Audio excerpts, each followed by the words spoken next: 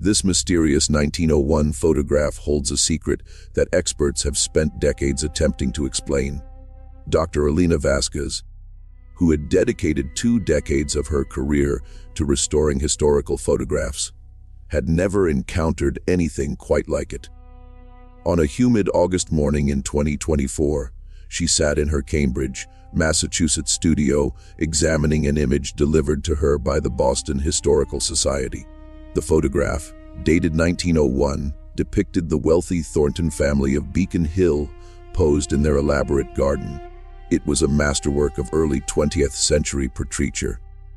The Thornton family stood arranged across their manicured lawn, with patriarch Richard Thornton at the center, his wife Catherine beside him, their 3 daughters in white lace dresses, and a young boy of perhaps 5 years old positioned between his parents. Behind them rose their impressive brownstone mansion, while carefully trimmed hedges framed the composition perfectly. Elena had been commissioned to digitally restore the photograph, which had suffered water damage and fading over the decades. She scanned the image at extremely high resolution and began the painstaking work of removing stains, adjusting contrast, and sharpening details that time had blurred. During this process, while working on the background elements, she noticed something unusual. In the deep shadows beneath a large oak tree at the edge of the frame, there appeared to be a figure. Someone the original viewers of the photograph would likely have overlooked or dismissed as a shadow or garden ornament. Elena increased the magnification and applied advanced digital enhancement techniques, carefully brightening the shadowed area while preserving detail. Her breath caught as the figure became clear. It was a black woman dressed in simple domestic servant's clothing.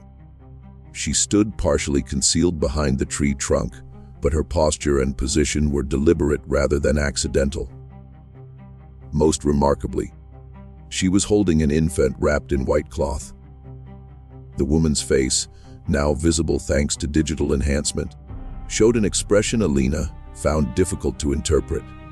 Sadness mixed with something else, perhaps pride or defiance. Elena sat back from her computer screen, her mind racing. The presence of a black domestic worker in a wealthy, white family's photograph wouldn't normally be surprising. Many such images from that era included servants, usually positioned at the edges or in the background, to indicate the family's prosperity. But there was something about this woman's placement that seemed intentional yet concealed, and something about the way she held that infant that suggested this was more than a simple inclusion of household staff. Elena zoomed in on the baby in the woman's arms. The infant's features were difficult to distinguish, but the child appeared quite light-skinned. She then examined the young boy standing with the Thornton family. He looked to be about 5 years old, with light brown hair and features that matched the family patriarch. A theory began forming in Elena's mind, one that made her heart race. She pulled up the original work order from the Historical Society. The photograph had been donated by the Thornton family descendants as part of a larger collection documenting prominent Boston families. The accompanying documentation identified the people in the main group: Richard Thornton, his wife Catherine, their daughters Margaret, Elizabeth, and Anne, and their nephew James, whose parents had supposedly died in a cholera outbreak, leaving him orphaned. But there was no mention of the woman in the shadows, nor any reference to the infant she held. Elena spent the rest of the day researching the Thornton family. Richard Thornton had been a successful textile merchant, one of Boston's wealthiest men in the early 1900s. His family had been prominent in Boston society, attending the right churches, hosting elaborate parties, and serving on charitable boards. Catherine came from old Boston money, her lineage traceable to colonial times. The family had employed numerous domestic servants, as was customary for households of their status. Alana found census records listing several black servants working in the Thornton household in 1900 and 1910. But identifying which woman appeared in the photograph would require more investigation. As evening fell, Alina printed a high-resolution copy of the enhanced photograph and pinned it to her wall. She couldn't stop looking at that woman in the shadows, at the baby in her arms, at the expression on her face that seemed to Alina like someone trying to claim something had been taken from her, even if only through the medium of a photograph. Something important had happened in this family, something that had been deliberately hidden in plain sight for over a century. Alina was determined to uncover the truth. Alina contacted the Boston Historical Society the following morning, speaking with the curator who had sent her the photograph. Dr. Patricia Chen listened carefully as Alina described what she had discovered in the enhanced image. "I've examined hundreds of photographs from this period," Alina explained. "The positioning of this woman feels intentional. She's not casually in the background. She's been carefully placed where she would be visible, but easily overlooked, especially in a print of lower quality than the original." Patricia was intrigued. The Thornton family donated this collection only 6 months ago. The current family members claimed they were simply clearing out an old estate and thought the Historical Society might want the materials. They didn't express any particular interest in the contents. "Do you think there's a story here worth investigating?" "I'm certain of it," Alina replied, "but I'll need access to more records. Employment documents, birth certificates, anything that might identify the woman in the photograph and the infant she's holding." Patricia agreed to help. Together, they began searching through the Thornton family papers that had been donated along with the photographs. There were business ledgers, social correspondence, property records, and household account books spanning from 1890 to 1920. In a household account book from 1901, they found regular payments to several domestic servants, including a notation: Clara Washington, cook and housemaid, the $8 per month plus room. The entry began in 1899 and continued through 1902, when it abruptly stopped with a single word written in the margin: dismissed. Alina felt a surge of recognition. Clara Washington. She photographed the page, noting the dates carefully. If Clara had been dismissed in 1902, and if she was the woman in the 1901 photograph, then something significant must have happened in that household. They continued searching and found something even more revealing in a collection of personal letters. A letter from Catherine Thornton to her sister in Philadelphia, dated March 1901, contained a passage that made Alina's hands tremble. "We have taken in Richard's nephew James, as you know, following the tragic loss of his parents. The boy is adjusting well to our household, though the circumstances of his arrival have been complicated by unfortunate rumors. I assure you, these rumors are entirely without foundation. James is our blood relation, and we are providing him the upbringing his station deserves. We have had to make certain household adjustments to ensure propriety is maintained." The letter was carefully worded, but Alina could read between the lines. Rumors, household adjustments. The defensive assertion that James was a blood relation. This was a family managing a scandal. Patricia discovered another crucial piece of evidence in the birth records at Boston City Hall. There was indeed a James Thornton, born in February 1896, listed as the son of Richard Thornton's deceased brother. But when Patricia requested the death certificates for James' supposed parents, she found something strange. They had died in 1898, not 1896. If James had been born in 1896, he would have been 2 years old when his parents died, not a newborn orphan as the family story suggested. "This doesn't make sense," Patricia said, spreading the documents across the table. The timeline is wrong. And look at this. James' birth certificate lists his place of birth as Boston, but the parents supposedly lived in New York at the time. Why would the mother have come to Boston to give birth? Alina studied the birth certificate more carefully. Something about it looked odd. The handwriting seemed slightly different from other certificates from the same period, and there was a notation in the margin that had been partially obscured. Amended record. This birth certificate was altered.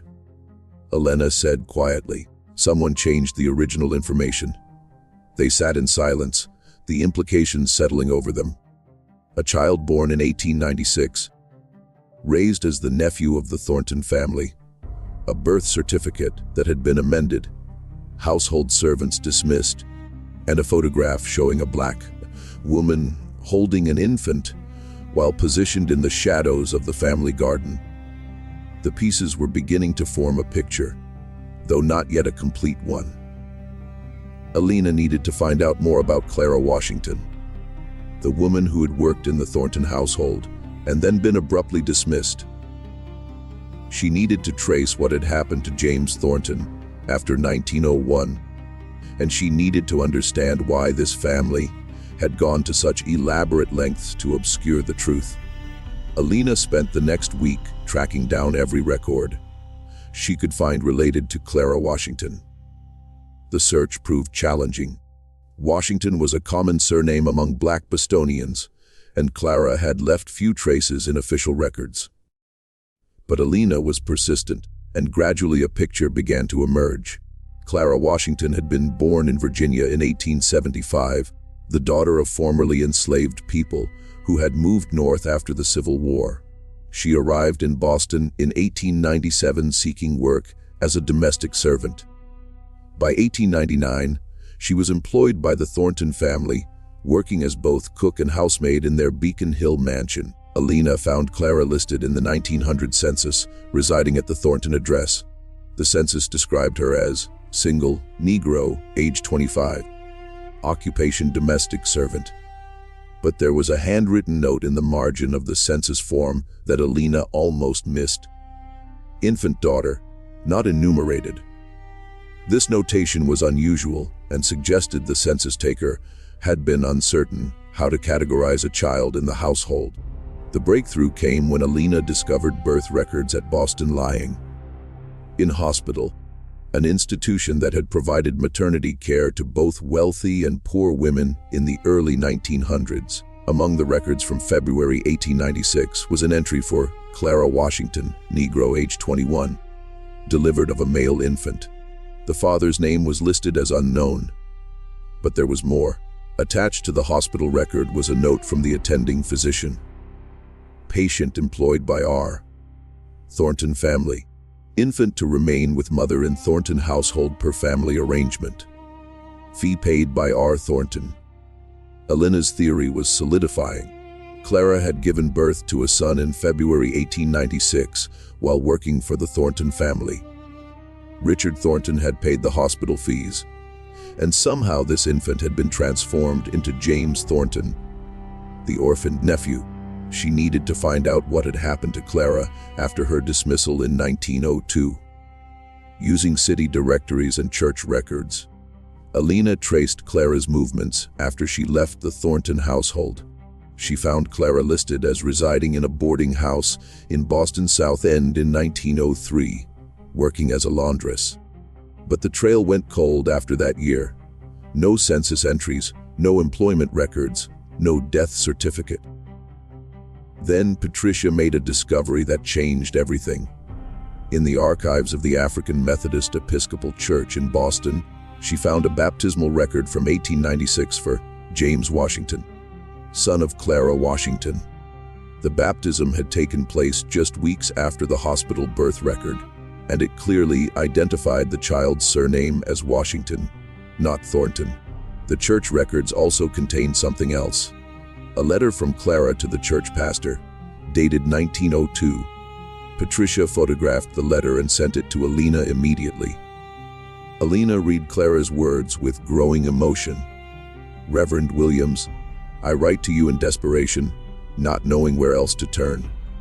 You baptized my son James 6 years ago, and I have raised him with love despite the difficult circumstances of his birth.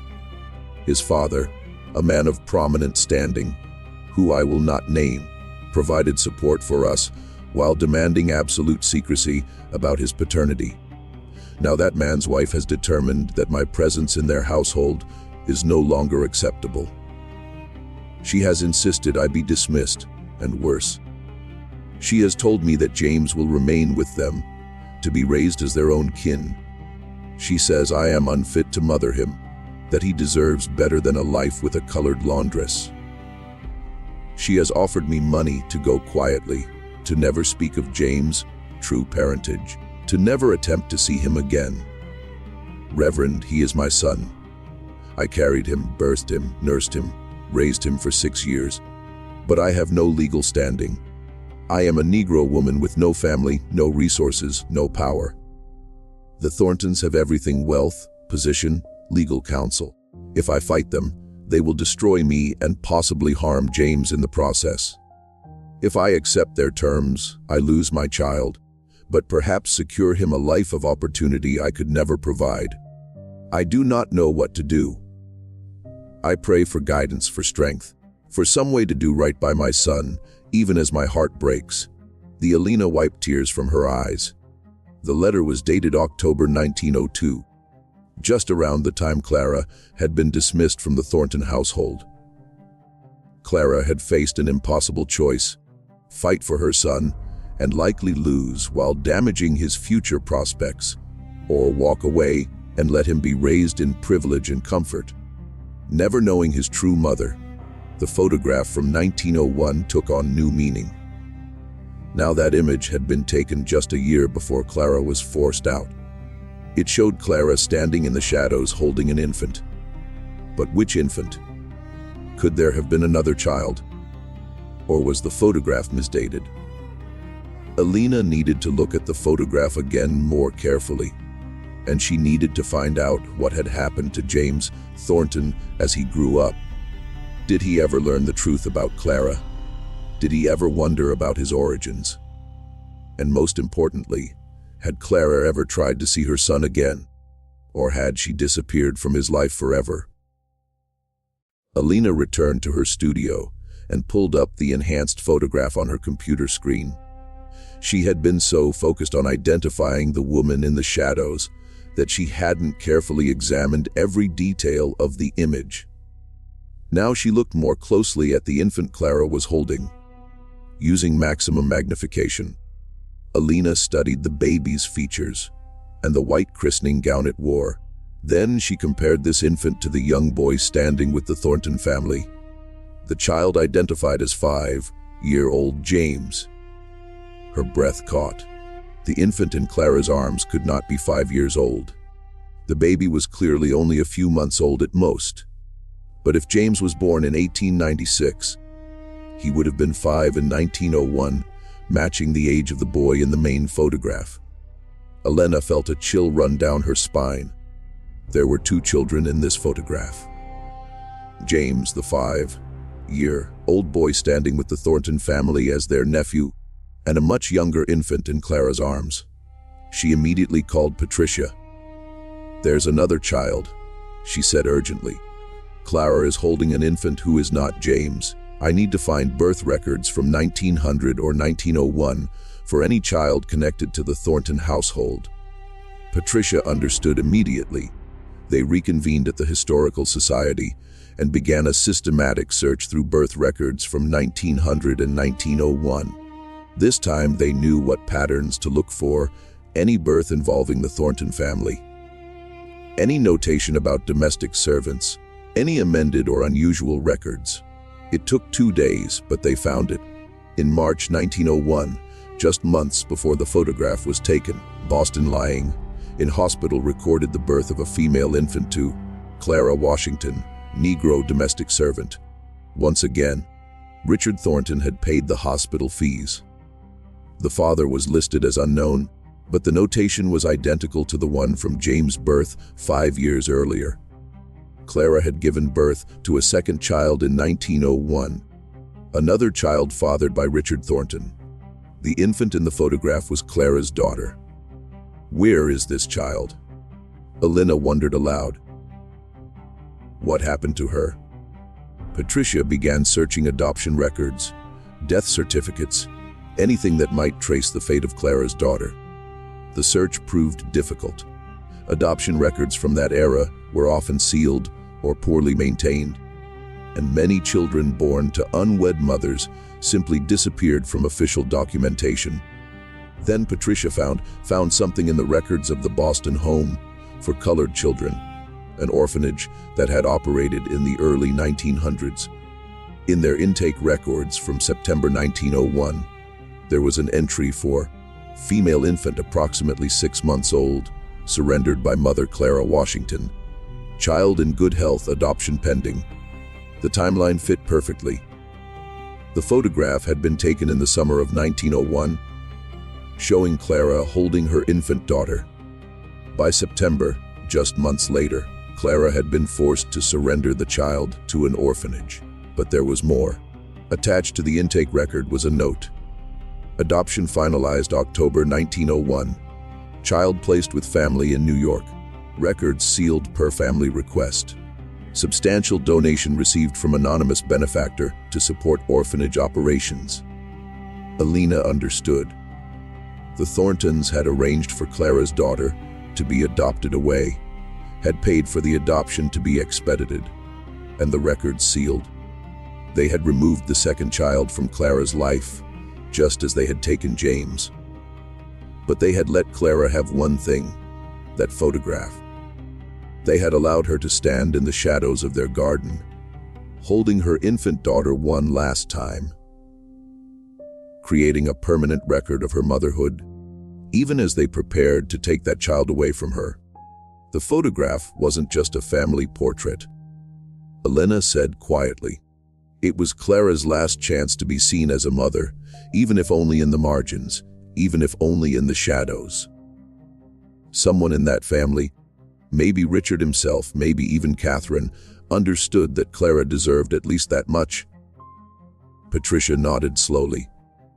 But why keep the photograph? Why not destroy it if it contained evidence of their secrets? Because someone wanted the truth preserved. Elena replied. Even if it was hidden, even if it took more than a century to be discovered, someone wanted Clara's motherhood documented.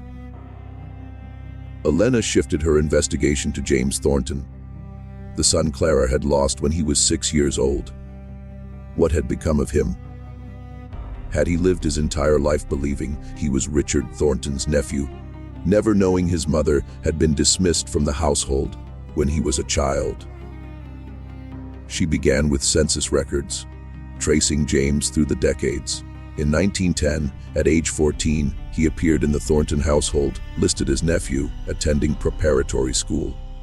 By 1920, at age 24, he had graduated from Harvard Law School and was working at a Boston law firm.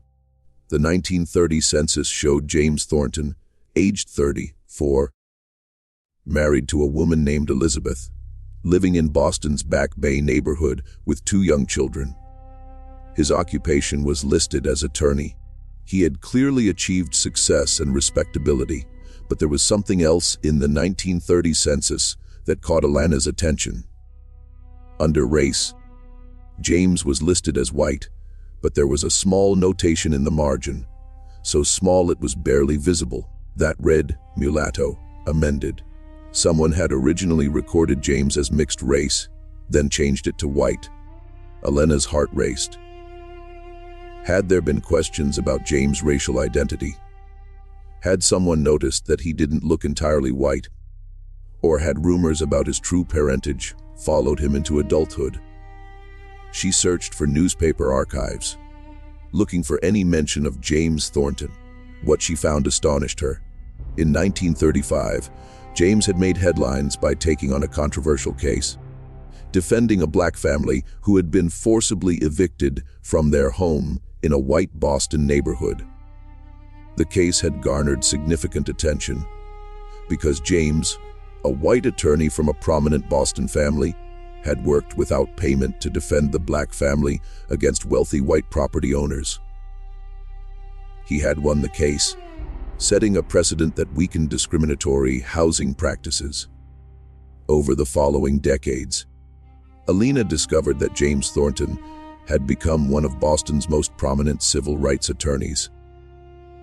He had defended countless black clients, had fought against segregation in schools and public accommodations, and had been instrumental in several landmark cases that advanced racial justice in Massachusetts. In 1954, the year of the Brown v. Board of Education decision, James had given a speech at the NAACP's Boston chapter that was covered by local newspapers. Alina found the text of his speech in the archives. "I stand before you today as someone who has benefited from privilege all my life. The privilege of education, of social position, of being treated with respect simply because of the color of my skin. But I also stand before you as someone who knows that justice delayed is justice denied. That separate is inherently unequal, and that we cannot rest until every person in this nation enjoys the full rights and dignity that our Constitution promises." The speech was powerful, but what struck Alina was a brief passage near the end. "There are people in our lives, people who love us, who sacrifice for us, whose contributions go unrecognized and unacknowledged. We owe them a debt we can never fully repay. The least we can do is fight for a world where such sacrifices are no longer necessary, where love and family are not constrained by the artificial boundaries of race." Alina wondered if James had known. Had he somehow learned about Clara? Had he dedicated his life to civil rights because he understood on some level that his own existence was the result of racial injustice? She needed to find out more. She needed to locate James' descendants, if any existed, and learn whether the family had preserved any personal papers or documents that might reveal what James knew about his origins. Alina located James Thornton's grandson through public records.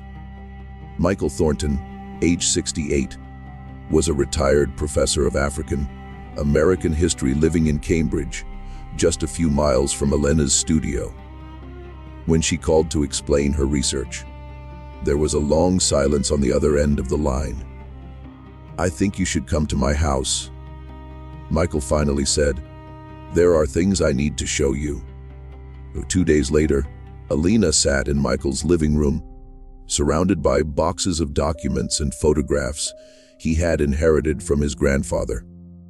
Michael was a tall man with dark eyes and skin that could have been read as either white or light-skinned black, depending on the observer.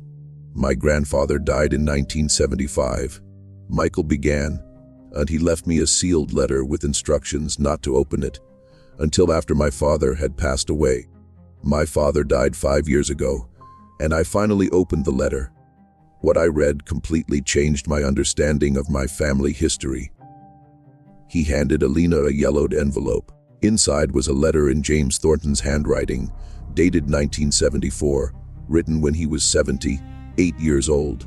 "My dear Michael, by the time you read this, I will be gone, and so will your father, who never knew the full truth of our family's origins.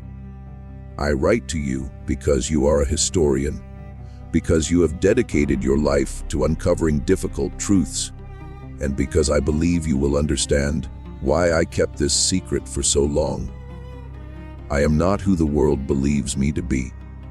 I am not the orphan nephew of Richard and Catherine Thornton. I am the son of Richard Thornton and a black woman named Clara Washington who worked in our household. Clara was my mother, though I was raised to call her by her first name and treat her as a servant, until she was dismissed when I was 6 years old. I did not learn this truth until I was 30 years old. In 1932, a woman approached me outside my law office. She was elderly, frail, and I did not recognize her. She told me her name was Clara Washington and that she was my mother. She showed me documents. My original baptismal record, a letter she had written to her pastor, and a photograph of herself holding me as an infant in the garden of the Thornton house. At first, I did not believe her. The claim seemed impossible. But she provided details about my childhood that only someone intimately connected to me could have known. The names of my favorite toys, a song she used to sing to me, a birthmark on my shoulder that no one else would have seen. I spent weeks investigating her claims, examining birth records, speaking with old servants who had worked in the Thornton household. Everything she told me proved to be true. I was the son of a black woman, raised as white, given every privilege while my mother was forced to disappear from my life. My first reaction was anger at Richard Thornton, at Catherine, at everyone who had participated in this deception. But Clara asked me not to be angry. She said she had made peace with what happened, that she had watched from a distance as I grew up, attended university, became a lawyer. She said she was proud of me and that she had never regretted carrying me, birthing me, loving me for the 6 years we had together. She also told me about my sister, a daughter she had birthed 5 years after me, also fathered by Richard Thornton. That child had been taken from her and adopted away. Clara had tried to find her for years, but never succeeded. She showed me a photograph, the same one I now keep in my desk, showing her holding an infant in the Thornton garden. My sister, she said, was the baby in her arms. I spent the last years of Clara's life visiting her regularly, learning about her experiences, understanding the impossible choices she had faced. She died in 1935, and I was able to be with her at the end, holding her hand, calling her mother for the first time since I was 6 years old. After her death, I dedicated myself to fighting the kinds of injustices she had endured. I became a civil rights attorney because I understood personally how the color line destroyed families, how racial prejudice forced people into impossible situations, how systemic racism denied people their basic human dignity. Michael, you have chosen to study African American history. Now you know that you're part of that history. Clara Washington was your great-grandmother. You carry her blood, her strength, her resilience. I have lived my life as a white man because that is how I was raised. But I want you to know the truth. I want you to honor Clara's memory, and I want you to find my sister, if any trace of her remains. Your grandfather, James. Alina sat in stunned silence. Michael had tears running down his face. I've been searching for my great-aunt for 5 years, he said. I've traced adoption records, searched for children adopted from the Boston home, for colored children in 1901, tried to find any connection. But the records are sealed or lost. I've hit dead ends everywhere. Alina thought about the photograph, about Clara standing in the shadows holding her infant daughter. That photograph is the key, she said. It's the only visual evidence of your great-aunt's existence. If we can get it properly publicized, if we can reach out to genealogists and historians, someone might recognize a family story or have records that connect. Michael nodded slowly. My grandfather spent 40 years fighting for civil rights, never publicly revealing his own connection to the black community. He lived with that secret, honored Clara privately, while presenting as white publicly.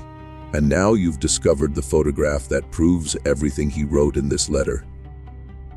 There's something else. Elena said carefully. Your grandfather became one of Boston's most important civil rights attorneys.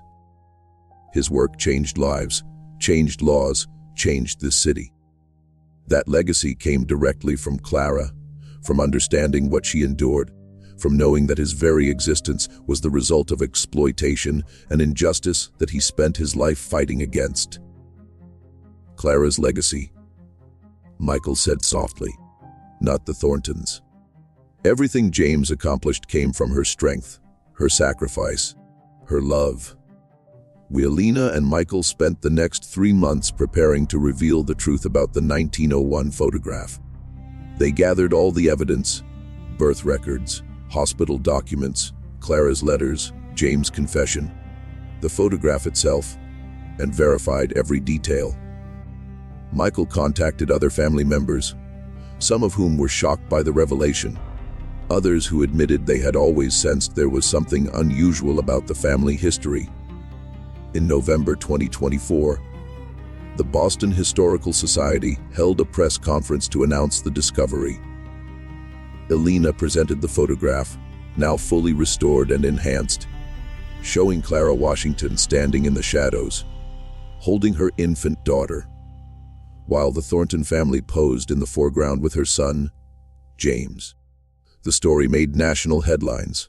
Major newspapers ran features about the photograph and the secret it had concealed for 123 years.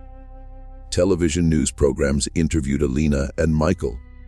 The image went viral on social media, sparking conversations about hidden histories, racial injustice, and the complexity of American families. But the most significant response came from an unexpected source. 3 days after the press conference, Michael received an email from a woman named Diane Roberts in Harlem, New York. She was 79 years old, and she believed she might be descended from Clara Washington's daughter. Michael called her immediately, and what Diane told him made his hands shake. Her grandmother, who had died in 1980, had been adopted as an infant from a Boston orphanage in 1901. The grandmother had been told she was the daughter of a domestic servant who could not keep her, but no other details had been provided. The grandmother had grown up in New York, married and had children, always wondering about her origins. "But there's something else," Diane said. "My grandmother kept a small photograph that had apparently been given to the adoptive family. It shows a black woman in a garden, and my grandmother always said she thought it might be her birth mother, though she could never prove it." Michael asked Diane to send him the photograph. When it arrived 2 days later, his heart nearly stopped. It was a second print of the same 1901 photograph Alina had restored. But this one had been cropped to show only Clara and the infant, with the Thornton family removed from the frame. Someone, perhaps Richard Thornton, perhaps someone else in the family, had provided Clara's daughter with a photograph of her mother holding her. It had been an act of mercy, a way of ensuring that even though the child would be raised by strangers, she would at least have one image connecting her to the woman who had birthed her. Alina arranged for Diane to travel to Boston. When she arrived, Michael met her at the airport, and they stared at each other with wonder. They shared a great-grandmother. They were family, separated for over a century by adoption, by racial prejudice, by deliberate concealment, but family nonetheless. At the Historical Society, Alina showed Diane the full photograph, pointing out Clara in the shadows. Diane wept as she looked at her great-grandmother's face for the first time with certainty. She was beautiful, Diane whispered. She was proud. "Look at how she's holding that baby. Holding me. She loved me. Even knowing she would have to give me up. She loved me." Michael showed Diane the letter his grandfather James had written, the confession revealing that he and Diane's grandmother had been siblings, both children of Clara Washington and Richard Thornton, separated and raised in different worlds. "My grandmother lived her whole life as a black woman," Diane said. "She married a black man, raised black children, lived through segregation and the civil rights movement. She never knew she had a brother who was passing as white, who was fighting for civil rights from the other side of the color line. They were both Clara's children," Michael said softly, "both carrying her legacy, both shaped by the injustice that separated them from her. James fought in the courts, and your grandmother, What did she do? Diane smiled through her tears. She was a teacher in Harlem for 40 years. She taught hundreds of black children, told them they were brilliant and capable, prepared them for a world that would try to tell them otherwise. She did for other people's children what Clara couldn't do for her own. She mothered them, believed in them, fought for them. Alina listened to this exchange and understood something profound. Clara Washington had lost both her children to a system designed to destroy black families and deny black motherhood. But both children, raised in different worlds, had spent their lives fighting against the injustices their mother had endured. James in the legal system, Diane's grandmother in the classroom. Both had channeled Clara's strength and love into work that changed lives.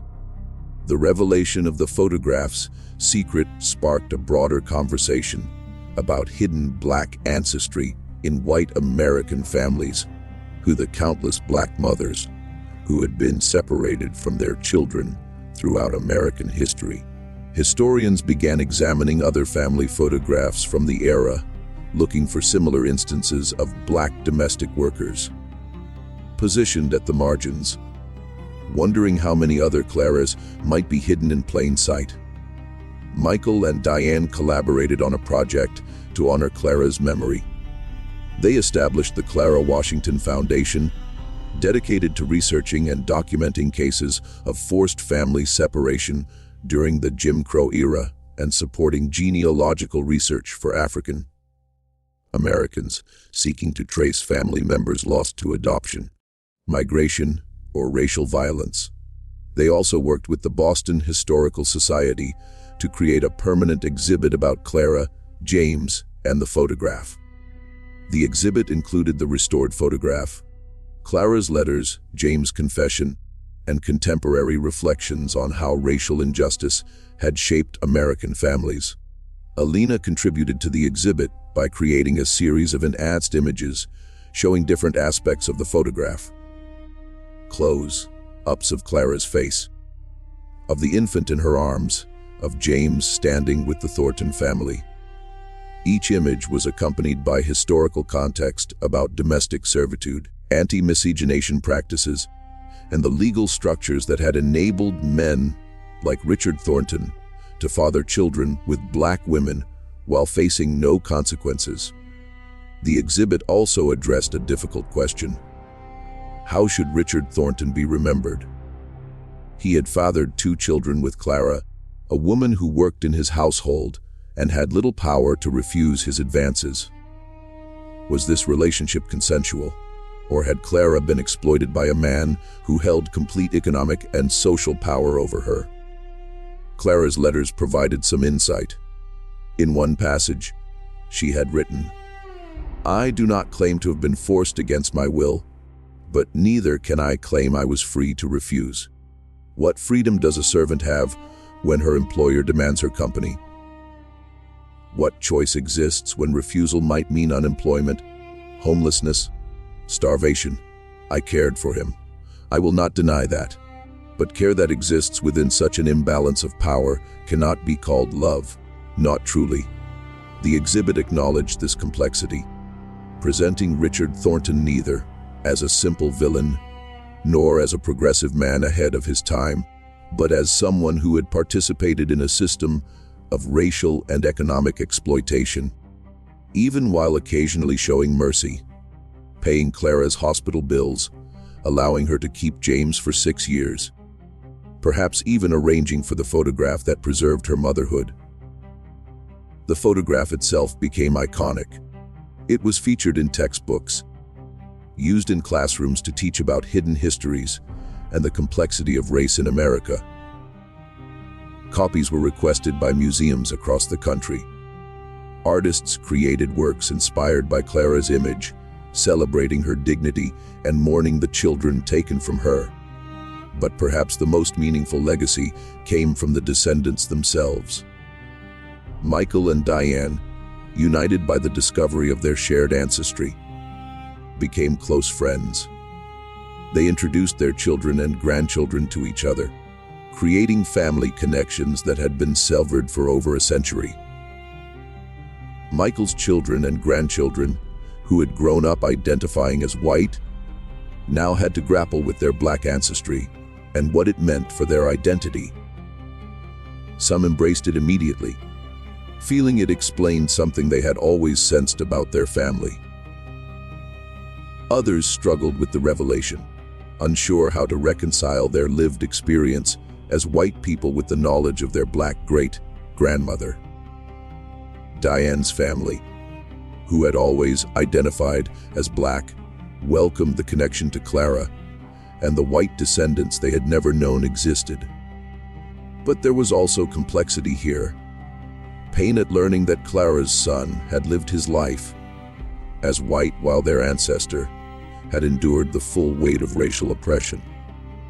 Questions about what it meant that some of Clara's descendants had benefited from whiteness while others had not. These conversations were difficult, but Michael and Diane insisted they were necessary. Clara's legacy is not just in the photograph, Michael said at one family gathering.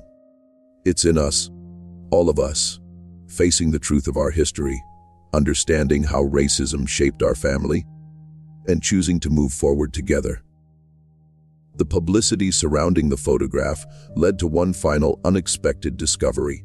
A genealogist in Connecticut named Thomas reached out to Michael after seeing news coverage of the story. He had been researching his wife's family tree and had discovered that her grandmother, adopted from the Boston Home for Colored Children in 1901, might be connected to the Thornton case.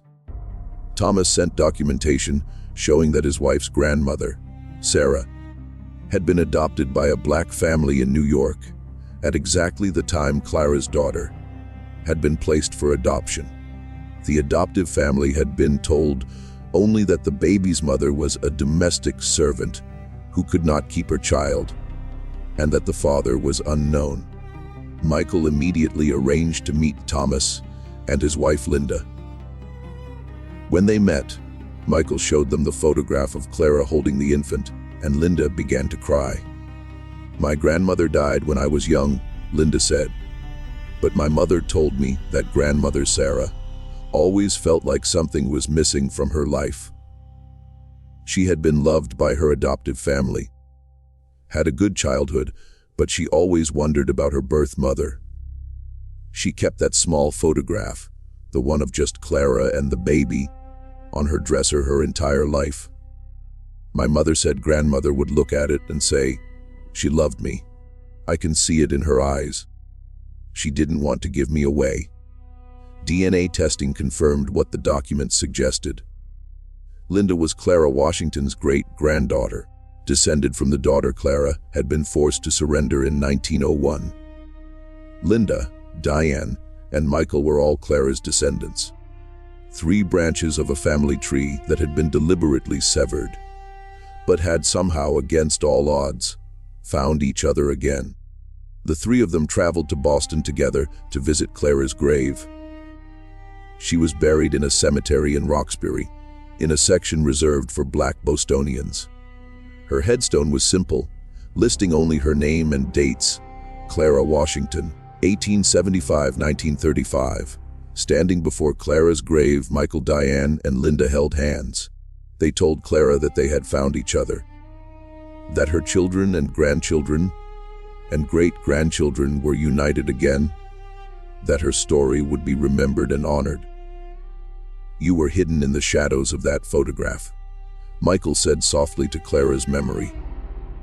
"But you refused to be completely invisible. You insisted on being seen, on being acknowledged as a mother, even in the margins. And because of that photograph, because of your courage, we found each other. We found you." They commissioned a new headstone for Clara, one that listed not just her name but her truth. Clara Washington, 1875-19 mother. Her strength lives on in her descendants. The dedication ceremony for the new headstone was attended by over 100 people. Descendants of Clara, descendants of James, former students of Diane's grandmother, lawyers who had worked with James Thornton, historians who had been inspired by the photograph discovery. Alina spoke at the ceremony, explaining how she had found Clara hidden in the shadows of the family photograph, how digital restoration had revealed what had been obscured for 123 years. Clara Washington was rendered invisible by a society that denied black women's humanity, that denied black mothers' rights to their own children. Alina said, but she found a way to make herself seen. She stood in that garden holding her baby and insisted on being photographed. That act of quiet resistance, that refusal to be completely erased, is what allowed her story to survive. Clara knew she might never be able to tell her truth openly, but she made sure there would be evidence, made sure that someday someone might look closely enough to see her. After the ceremony, Linda approached Alina with tears streaming down her face.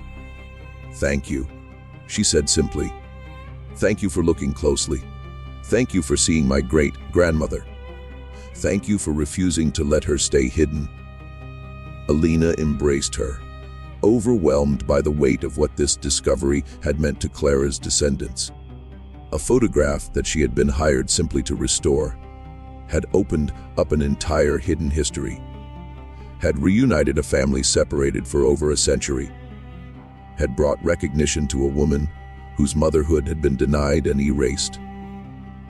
6 months after the dedication of Clara's headstone, Alina's work on the photograph was featured in a major museum exhibition titled Hidden Histories: Black Women in the Shadows of American Photography. The exhibition included the Thornton family photograph alongside dozens of other images where black women appeared at the margins. In the background, partially obscured or cropped out of frame. The exhibition's thesis was powerful. These women had been deliberately rendered invisible by families and photographers who wanted to present a certain image of white respectability. But their presence in the photographs, however marginal, provided evidence of the labor, the relationships, and the hidden family connections that white families wanted to deny. Alina's restoration of the Clara Washington photograph became the centerpiece of the exhibition. Visitors could see both the original faded image where Clara was barely visible in the shadows and the restored enhanced version where her face and the infant in her arms were clearly visible. The contrast demonstrated how much had been hidden and how technology could help reveal suppressed truths. The exhibition traveled to museums across the country, and everywhere it went, people came forward with their own stories. Families who had always suspected there was something hidden in their history, who had heard whispered stories about black ancestors who had been denied or erased, who had found mysterious photographs showing people at the margins whose identities had been lost. Michael, Diane, and Linda participated in panel discussions at several exhibition venues, talking about what it meant to discover Clara's story, how it had changed their understanding of their families and themselves. Michael spoke about the burden and privilege of passing, about his grandfather James' choice to live as white while fighting for black civil rights. Diane talked about her grandmother's life as a black woman who never knew she had a white, passing brother working toward the same goals from a different position. Linda discussed the pain of adoption and separation and the joy of finally knowing the truth about her great-grandmother's love. But the exhibition also sparked criticism.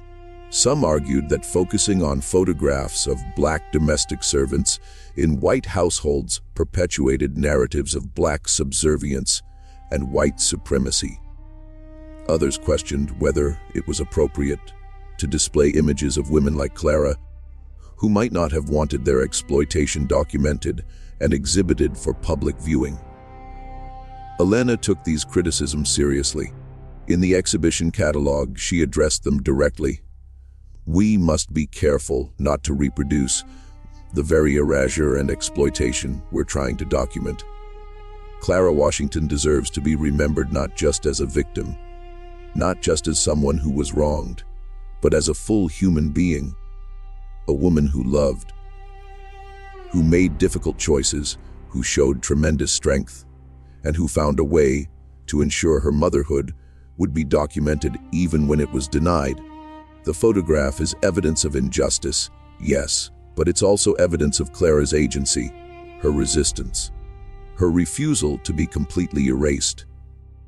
The exhibition concluded with a section on contemporary implications, showing how the legacy of forced family separation, denied Black motherhood, and hidden Black ancestry continued to affect American families.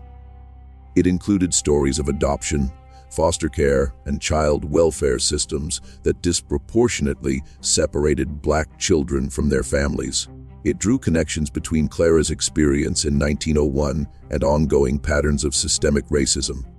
For Alina, the project had become much more than a photograph restoration job.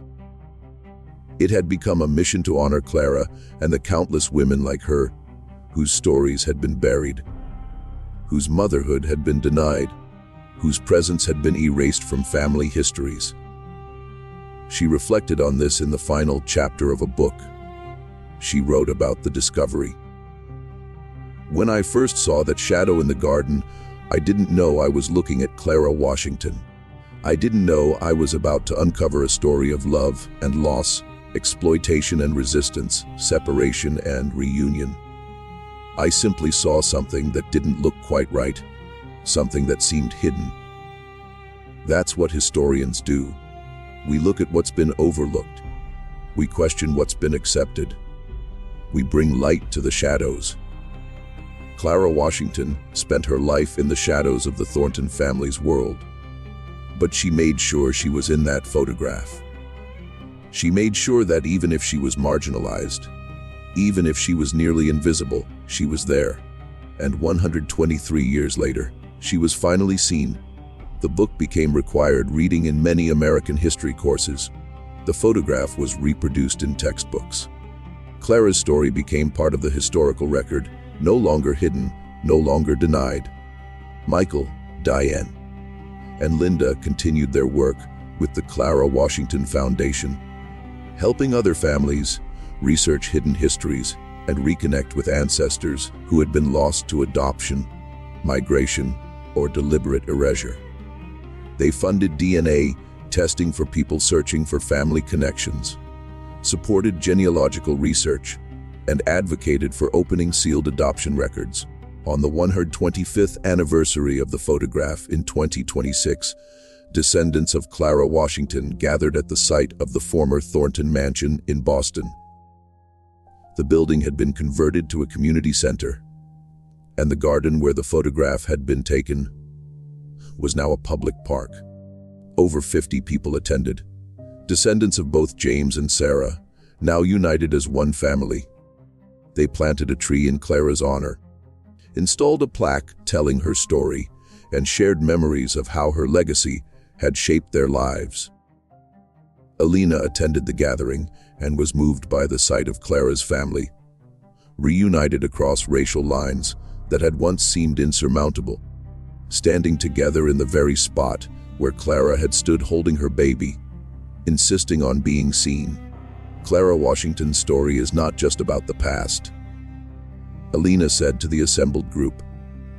It's about how we choose to remember, how we honor the people whose voices were silenced, whose presence was denied, whose love was hidden. By bringing Clara out of the shadows, by telling her truth, we're not just correcting the historical record. We're affirming that every mother matters, that every person deserves to be seen, that justice can come even 123 years late. As the sun set over the garden, Alina looked at the photograph one more time, the image that had started this entire journey. Clara Washington stood in the shadows holding her infant daughter. Her face was now clearly visible to the world. She was no longer hidden. She was no longer erased. She was finally fully, undeniably seen. And her legacy, in her descendants, in the foundation bearing her name, and in the countless people inspired by her story, would ensure she would never be forgotten.